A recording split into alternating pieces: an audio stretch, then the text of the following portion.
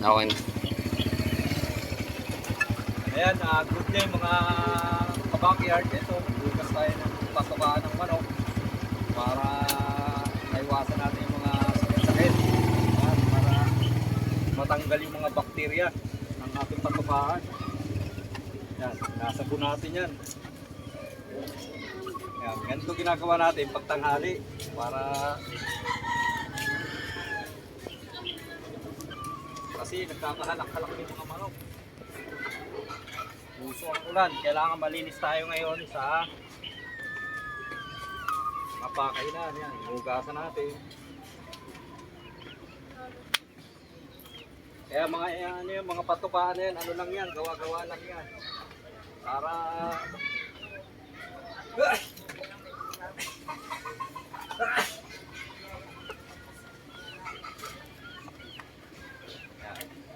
Puro gawa lang yung patukaan na yan para makakatipid tayo kasi bibili ka pa niyan 15-15 ang isa o kano din yan, marami yan.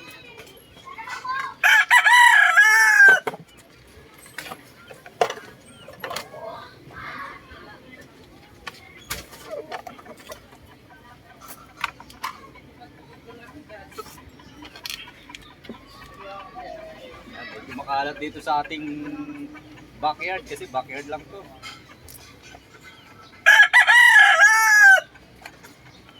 Linis tayo ng ating mga patukaan. Yan, panatilihin natin laging malinis para hindi magkakasipon ng ating mga manok.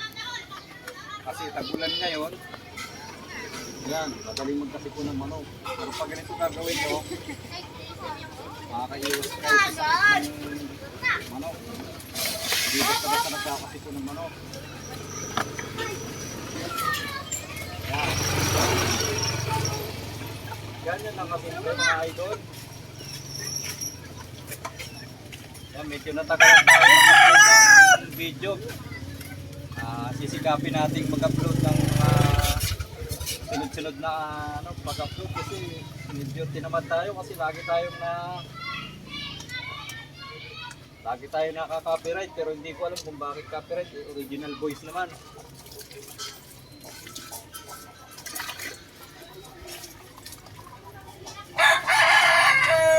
Dun sa manukan ko sa kabila, sa kaibigan ko, ganito rin ang gagawin natin. Nililisan natin yung mga patukaan. Yan. Para ma-disinfect din.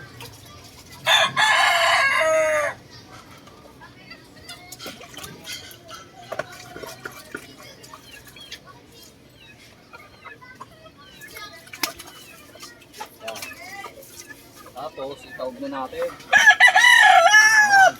Oh. Pagtayo niyan, pwede na uli yan.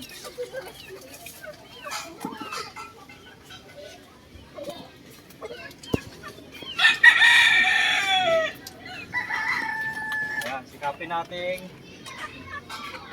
Kahit tanghali, kada tanghali, malilinisan natin yung patukaan para iwasan ng sakit. Ayan, ganyan lang, tataob lang natin yan. O, pagdating ng hapon, pwede nang pakainan ulit yan. Walang bakterya yan. Tuwan-tuwa ang ating mga alaga dyan, pag ganyan.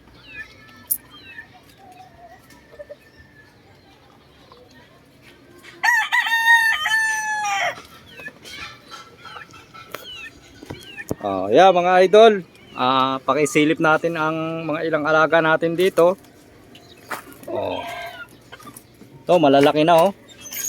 Oh, 3 months, mahigit. Ayan, napaka-healthy pagka malinis oh.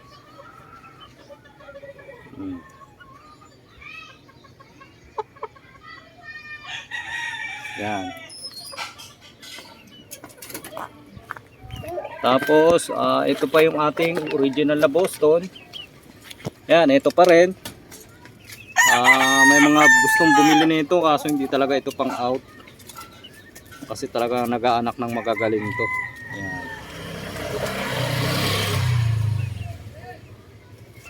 Yan mga idol, dito ko na lang siguro tatapusin ng aking video. Siguro kita-kits na lang ulit tayo sa susunod na vlog. Ayun, salamat po sa panonood and God bless po sa ating lahat.